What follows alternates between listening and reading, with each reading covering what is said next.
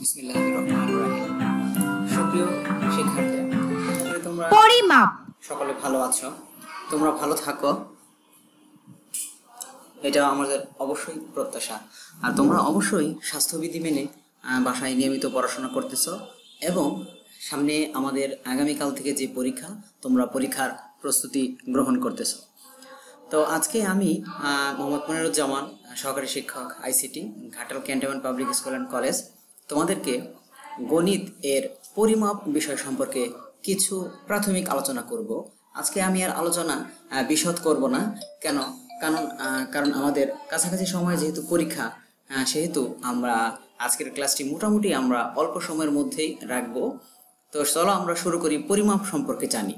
তাহলে এক্ষেত্রে আমরা কিভাবে কোনো একটা মুদির দোকান, আমাদের প্রয়োজনীয় যে সকল কেনাকাটা, সেগুলো আমরা কিভাবে করতে পারি, সেই সকল বিষয়গুলা মেপে আমরা কিভাবে বাটখারা ব্যবহার করি, কিভাবে দৈর্ঘ্য পরিমাপ করি, কিভাবে ওজন পরিমাপ করি, সেগুলো বিষয় সম্পর্কে আমরা ধাপে ধাপে জানবো। তো আজকে আমরা দৈর্ঘ্য কিভাবে পরিমাপ করতে পারি তার প্রাথমিক আলোচনা আমরা শুরু করব। চলো আমরা দেখি।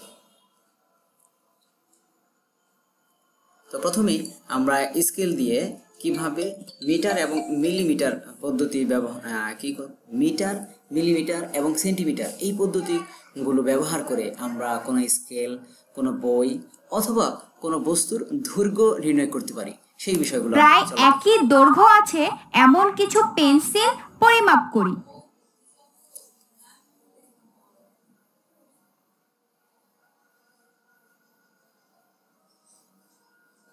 দেখো, এখানে দেখা যাচ্ছে একটা পেন্সিল 4 সেন্টিমিটার, একটা পেন্সিল 5 সেন্টিমিটার এবং বাকি তিনটি পেন্সিল 3 সেন্টিমিটার করে।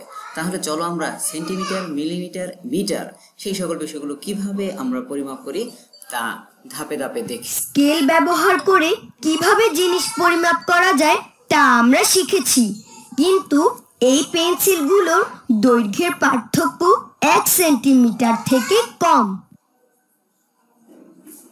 সেন্টিমিটার থেকে কোনো ছোট একক আছে কি?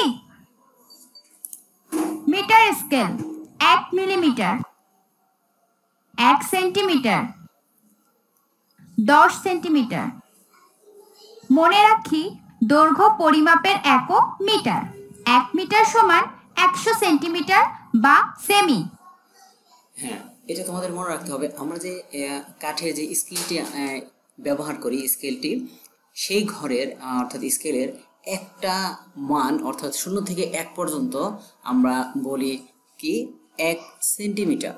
অর্থাৎ যদি 12 সেন্টিমিটার হয় বা 10 সেন্টিমিটার হয় বা 30 সেন্টিমিটার হয়, আমরা সাধারণত যে স্কেলটি ব্যবহার করি সেটি 30 সেন্টিমিটারের। আর এখানে দেখো, প্রত্যেকটা ক্ষুদ্র ক্ষুদ্র যে ঘর সেটাকে আমরা বলি 1 মিলিমিটার। আর এরকম করে 10 মিলিমিটার সমান 1 সেন্টিমিটার। অর্থাৎ আমাদের আর এরকম 100 সেন্টিমিটার একত্র হলে আমরা বলি 1 মিটার। অর্থাৎ দৈর্ঘ্য পরিমাপের সাধারণ একক মিটার, তার থেকে ছোট একক সেন্টিমিটার, তার থেকে ছোট একক মিলিমিটার। আমরা দৈর্ঘ্য পরিমাপের জন্য মিটার ও সেন্টিমিটার একক শিখেছি। 1 সেন্টিমিটার থেকে ছোট দৈর্ঘ্য পরিমাপ করতে মিলিমিটার একক ব্যবহার করা হয়। হ্যাঁ, এই কথাটুকু আমাদের মনে রাখতে হবে যে সাধারণত আমরা দৈর্ঘ্য পরিমাপের জন্য মিটার স্কেল বা সংক্ষেপে মি এটা আমরা ব্যবহার করি। আর তার থেকে ছোট হলে সেটাকে আমরা সেন্টিমিটার বা সেমি বলে অভিহিত করতে পারি। আর 1 সেন্টিমিটার থেকে ছোট কোনো দৈর্ঘ্য যদি পরিমাপ করতে হয় তাহলে সেটাকে আমরা বলতে পারি 1 মিলিমিটার একক। অর্থাৎ মিলি মানে হলো খুব ক্ষুদ্র পরিমাণ। আমরা যদি হিসাব করতে চাই তখন আমরা মিলিমিটার একক ব্যবহার করে থাকি। 1 মিলিমিটার, 3 মিলিমিটার। দেখো, আমরা এখানে একটা স্কেল দেখানো আছে, সেটা হলো 10 সেন্টিমিটার। তাহলে এক ঘর সমান সমান আমরা বলেছিলাম 1 সেন্টিমিটার, 0 থেকে 1 অথবা 1 থেকে 2 1 সেন্টিমিটার। আর এই ঘরের মধ্যে দেখো 1 2 3 4 5 6 7 8 9 10টি ঘর আছে। সো এই 10টি ঘর সমান সমান 1 কি আমরা বলতে পারি 10 মিলিমিটার। অর্থাৎ প্রত্যেকটা ঘর একটা করে মিলিমিটার। আর এরকম 10 মিলিমিটার মানে সেটা আমরা আইডেন্টিফাই করতে পারি একটা ঘর মানে 1 সেন্টিমিটার। মিটার। আর 1 সেন্টিমিটার করে করে যদি আমরা 100 সেন্টিমিটার হয় তাহলে বলতে পারি 1 মিটার। দেখো 1 মিলিমিটার এরকম লেখাই আছে, সংক্ষেপে আমরা মিমি বলতে পারি। এরকম একটা স্কেলের দৈর্ঘ্য পরিমাপ করে এটা হবে 1 2 3 4 4 সেন্টিমিটার 3 মিলিমিটার। পেন্সিলটির দৈর্ঘ্য 4 সেন্টিমিটার 3 মিলিমিটার। আশা করি তোমরা বিষয়টি খুব চমৎকারের সহিত বুঝতে পেরেছো। দৈর্ঘ্যের একক 1 মিটার সমান 100 সেন্টিমিটার, 1 সেন্টিমিটার সমান 10 মিলিমিটার। দেখো আমি আগেই বলেছিলাম এখানে যে 10টি ঘর আছে সেই 10টি ঘর সমান সমান 1 সেন্টিমিটার, আর একটা ঘরকে বলা হবে 1 মিলিমিটার। তাহলে এরকম করে আমাদের হিসাবটা মনে রাখতে হবে যে 1 মিটার সমান 100 সেন্টিমিটার, 1 সেন্টিমিটার সমান সমান 10 মিলিমিটার। এভাবে আমাদের হিসাবগুলো করতে হবে। স্কেল ব্যবহার করে তোমার কলম, পেন্সিল, রাবার, খাতা, পাঠ্যপুস্তক ইত্যাদির দৈর্ঘ্য মিলিমিটার পর্যন্ত পরিমাপ করো। একে অপরকে বলো এগুলো কত সেন্টিমিটার ও মিলিমিটার হয়েছে। হ্যাঁ ছোট্ট বন্ধুরা, তোমরা এই কাজটুকু এখন খুব সহজেই যাদের কাঠের স্কেল অথবা স্টিলের স্কেল আছে সেটি দিয়ে আমরা কোনো একটা কাঠের দৈর্ঘ্য বা কোনো একটা বই বা কোনো একটা পেন্সিল অথবা কোনো একটা কলম, আশেপাশে আমাদের যে সকল বস্তু আছে তার আমরা কি দৈর্ঘ্য পরিমাপ করা শিখি। যেমন দেখো আমরা এখানে দেখতেছি একটা বইয়ের দৈর্ঘ্য কত সেন্টিমিটার হইতে পারে, ঠিক আছে। একটা 24 সেন্টিমিটার। হ্যাঁ, স্কেলের দৈর্ঘ্য কত সেন্টিমিটার হইতে পারে। একটা টেবিলের দৈর্ঘ্য কত সেন্টিমিটার 30 সেন্টিমিটার হতে পারে।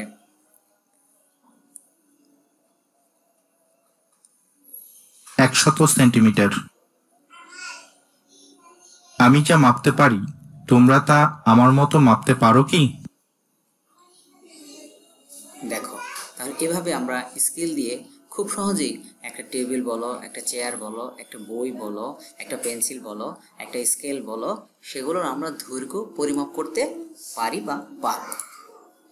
দেখো দৈর্ঘ্য পরিমাপের এককের নাম কি? 1 মিটার সমান কত সেন্টিমিটার? তাহলে আমাদের এই কথাটা এখন খুবই মানে সুন্দর করে মনে রাখতে হবে। দৈর্ঘ্য পরিমাপের এককের নাম কি? আমি আগেই বলেছিলাম দৈর্ঘ্য পরিমাপের এককের নাম মিটার। আর 1 মিটার সমান কত সেন্টিমিটার? 100 সেন্টিমিটার।